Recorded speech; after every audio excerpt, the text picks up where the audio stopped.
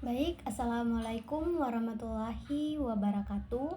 Perkenalkan, nama saya Talma dengan NIM A321246065. Prodi Pendidikan Pancasila dan Kewarganegaraan dari kelas B.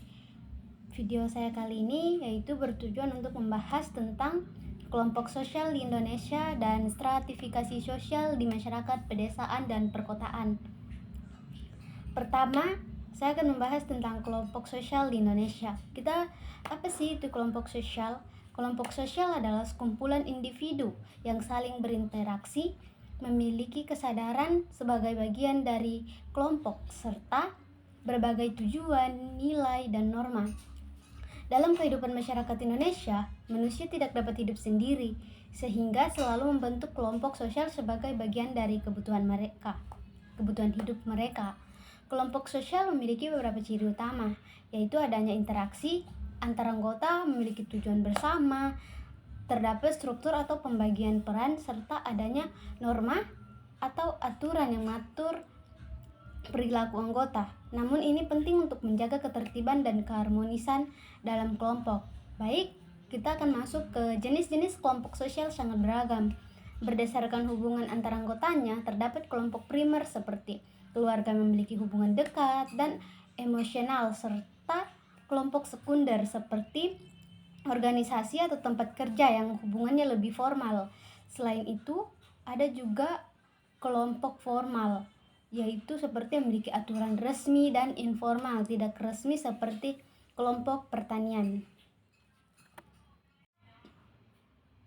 Kelompok sosial memiliki fungsi penting, antara lain sebagai tempat bersosialisasi, membentuk kepribadian, memberikan dukungan sosial, serta membantu mencapai tujuan bersama. Melalui kelompok sosial, individu belajar nilai, norma, dan cara berinteraksi dengan orang lain.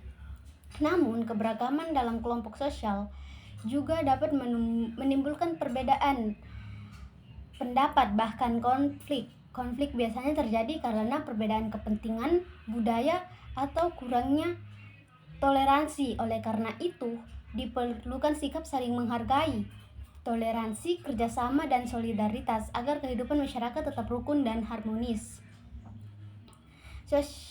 Selain itu, perkembangan teknologi dan globalisasi juga memengaruhi kelompok sosial di Indonesia. Munculnya media sosial membuat terbentuknya kelompok-kelompok baru secara online yang tidak dibatasi oleh jarak dan waktu.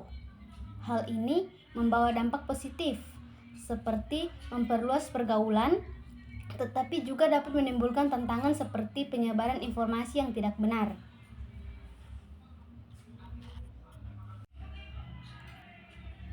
Baik, selanjutnya kita masuk ke pembahasan kedua, yaitu ada stratifikasi sosial, masyarakat perdesaan, dan perkotaan.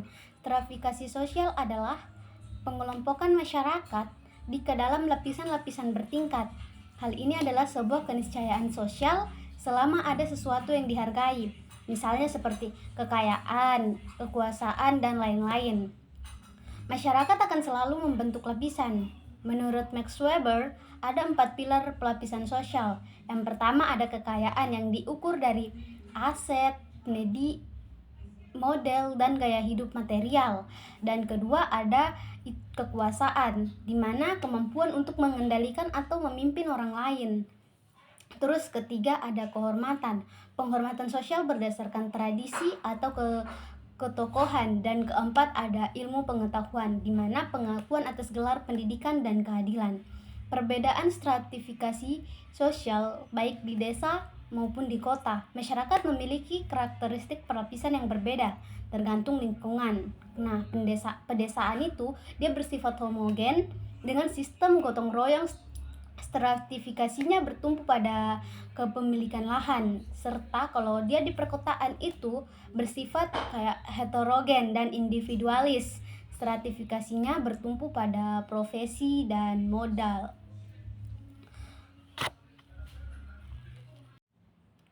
Faktor lapisan sosial itu ada dua, baik yang sengaja dibentuk, yaitu sistem pembagian tugas, kekuasaan, dan wewenang secara resmi dalam organisasi formal, dan yang baik berdiri secara sendirinya, di mana itu kelompok-kelompoknya itu yaitu ada seperti jenis kelamin, usia, pendidikan atau ke kepandaian, keluarga, keturunan serta kekayaan.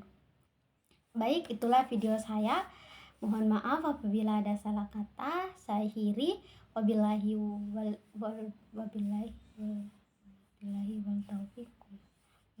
taufiq wal hidayah. Wassalamualaikum warahmatullahi wabarakatuh.